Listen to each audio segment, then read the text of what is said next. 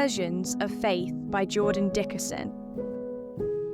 My brother died, said Faith Grayson into the phone, straining her voice to sound distraught. Oh my God, Faith, said her manager, Janice Delaney, over the phone. Of course, take the day off. Do you need to take the rest of the week? No, replied Faith. A day should be enough. Are you sure? Said Janice. You're probably still shaken up from the news. Take as much time as you need, dear. Thank you for being so understanding, Janice, said Faith. Of course, said Janice. What happened to him? Faith pretended to give a wet, uneven breath from all the make-believe tears while she tried to form an answer. She was saved when Janice said, Oh, you poor thing. What am I doing? You obviously don't want to talk about it now.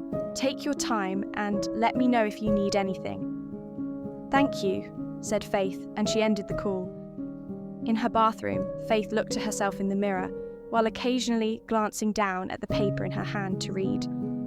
Honey, around here, I'm the law, I'm the order, and you're the skid mark of this city. She cleared her throat and said, Honey, around here, I am the law, I am the order, and you're the skid mark of the city. She read the paper silently while mouthing the words. She ran her fingers through her hair, looked in the mirror and said, Hun, round here I'm the law, I'm order. 2.5 hours later, Faith was sitting in a hallway on an uncomfortable chair in a line of women who looked more or less like her. Faith and some of the other women were passing the time by staring off into space, while the rest of the waiting women were repeating their versions of the lines Faith had been reciting to herself earlier in her bathroom mirror. Her phone vibrated, and she saw it was a text from her father that read, Good luck, Bunny. You've got this. Faith didn't bother replying, and she rushed back to staring off into nothingness. A door in the hallway opened, and a woman speed-walked out and continued down the hall, rubbing her eyes along the way. A moment later, a man emerged from the room and read off of a clipboard. Faith Grayson, you're up. In the audition room, Faith stood before a table where 2 men and a woman sat, ready to judge her. Whenever you're ready, said the man who fetched her from the hallway. Faith looked at the floor and exhaled slowly. She put on a serious face, looked up at her audience and said, Honey, around here I am the law, the order, and the skid mark of this city. The 3 people at the table looked amused, and Faith realized what she had just said to them. Eyes wide in shock, she said, I'm sorry. Please, let me go again. I know the lines. I'd get it right the second time. She cleared her throat and started, Honey? I'm sorry, interrupted the woman sitting at the table, who was still a bit amused. But we're looking for something a little different. Thank you for your time. A little different? Said Faith. I can do a little different. Just give me a moment and... We actually need to be moving on, said the woman at the table. But thank you for coming in. The man with the clipboard appeared at Faith's side and guided her out of the room. Katie Fields? You're up, announced the man with the clipboard into the hallway.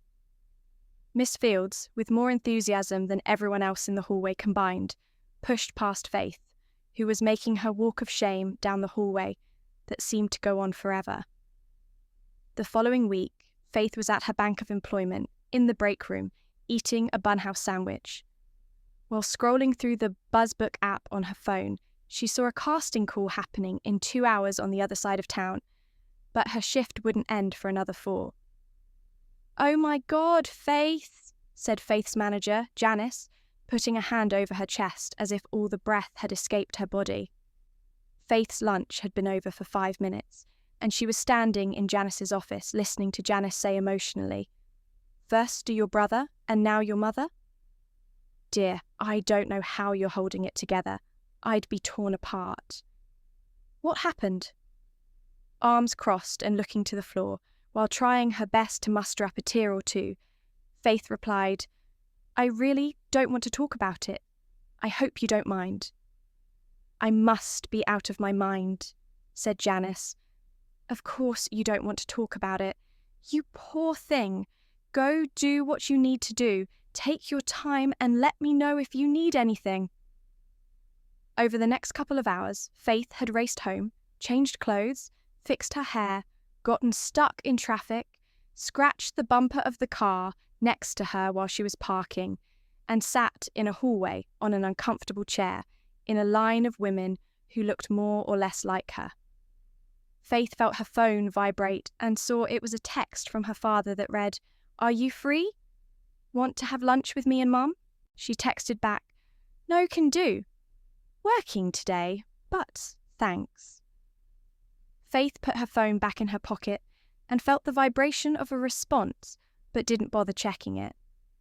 Faith heard the door to the audition room open, and another victim of the casting process sped past her to go try to rebuild her self-esteem somewhere in private. "Can I have Faith Grayson next, please?" A woman's voice beckoned from the audition room, and Faith rose from her seat. "So, the scene is, you're on a boat in the middle of the Pacific, and the motor has died on you and your boyfriend have been out there for a couple of days without food," said the director sitting at the table, as Faith listened eagerly. "A boat is approaching. You think it's pirates, but your boyfriend thinks you're being irrational.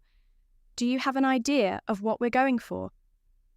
"Yeah, I think I've got it," replied Faith, looking down at the paper she was given when she entered the room.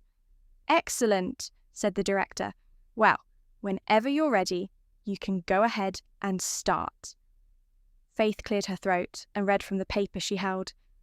"Tucker, that's not a fishing boat. Those are pirates. What are we going to do?" Faith looked up from her paper at the director and the woman who called her into the room, sitting at the table. They weren't smiling. "Do you think you could sound more scared?" said the director. "These are pirates, remember?" "Oh, yeah," said Faith.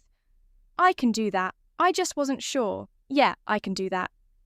"Great," said the director. "We just need a little more of what you're holding back. Let's see it." Faith cleared her throat and read from the paper she held.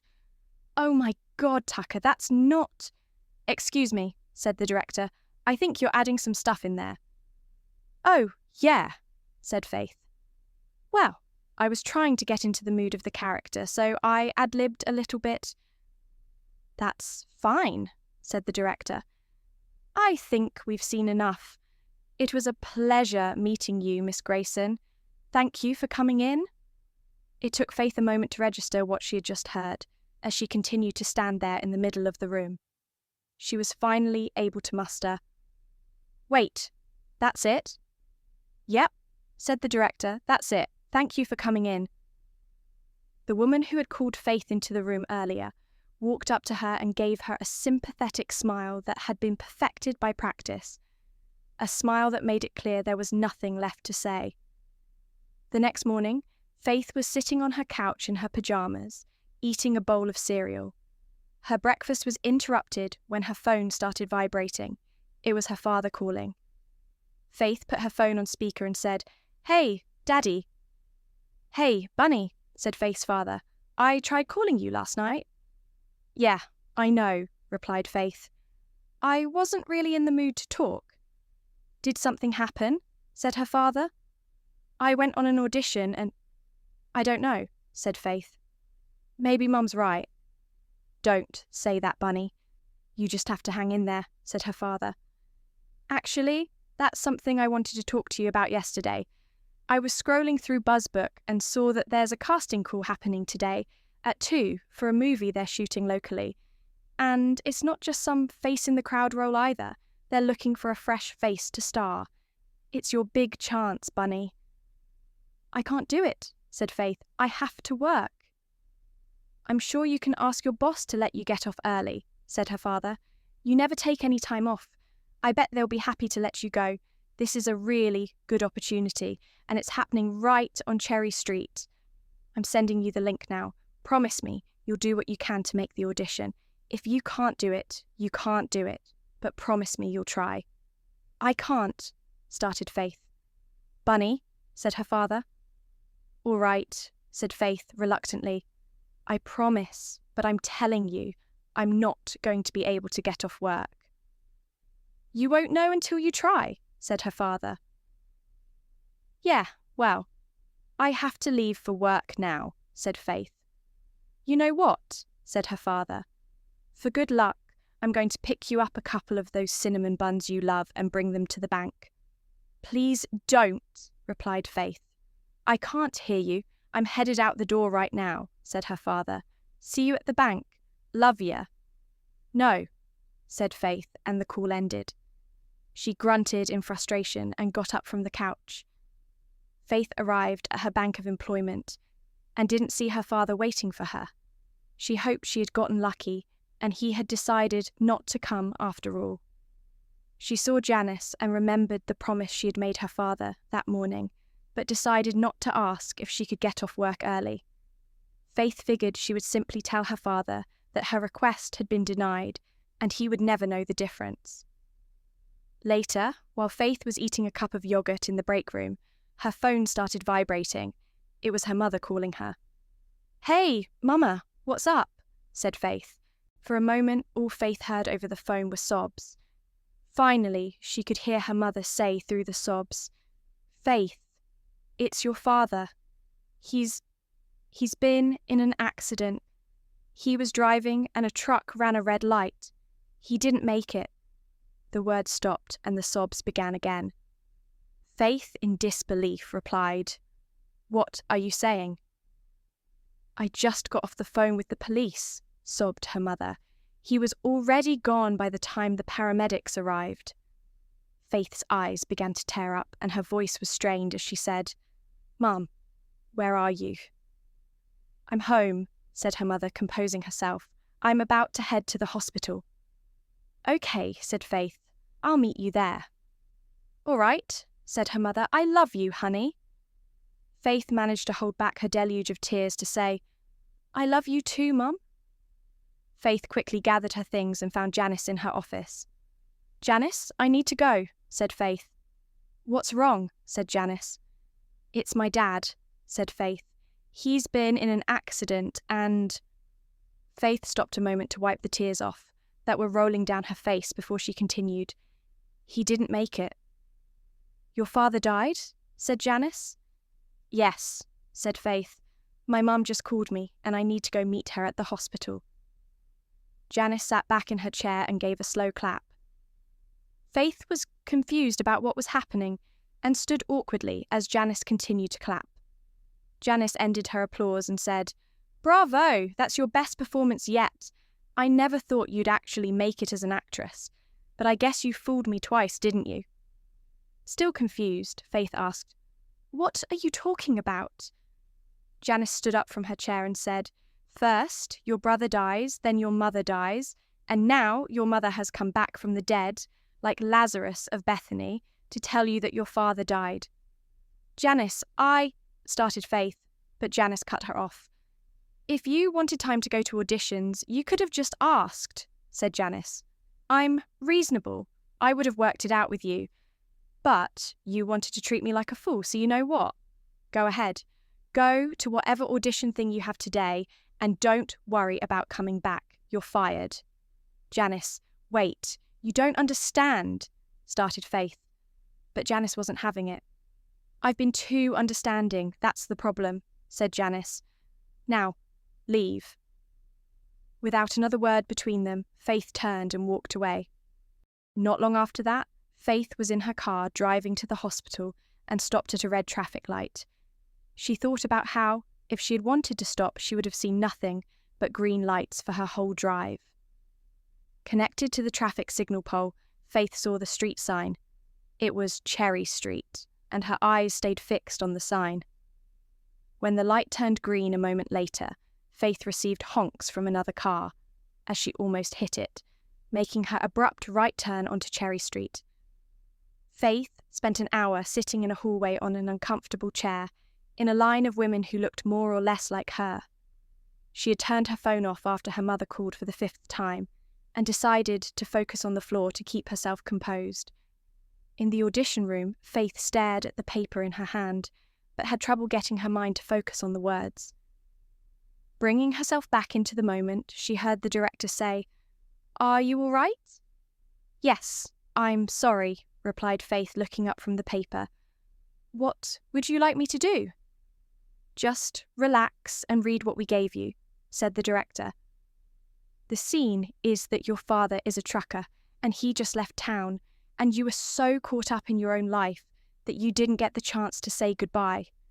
You don't see him that much, have no idea when you'll see him again, and you're leaving him a voicemail.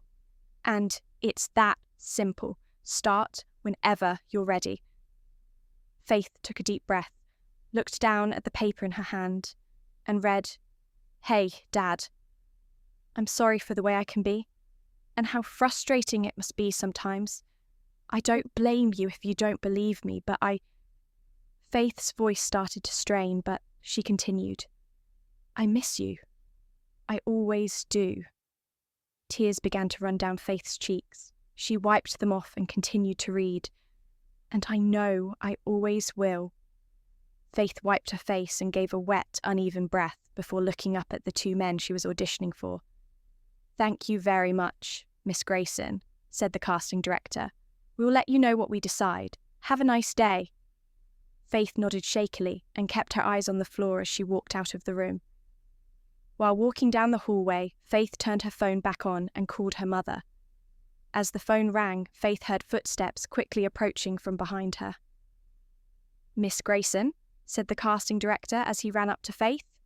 He stopped in front of her a little winded and said, "Miss Grayson, we don't need to see anyone else. You've got the part. I've been doing this for 15 years, and I've never seen anyone bring emotion like that to an audition before. You weren't holding anything back."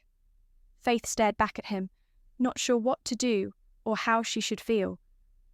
While she stood and stared, she could hear her mother's voice on the phone saying, "Faith? Faith, are you there?"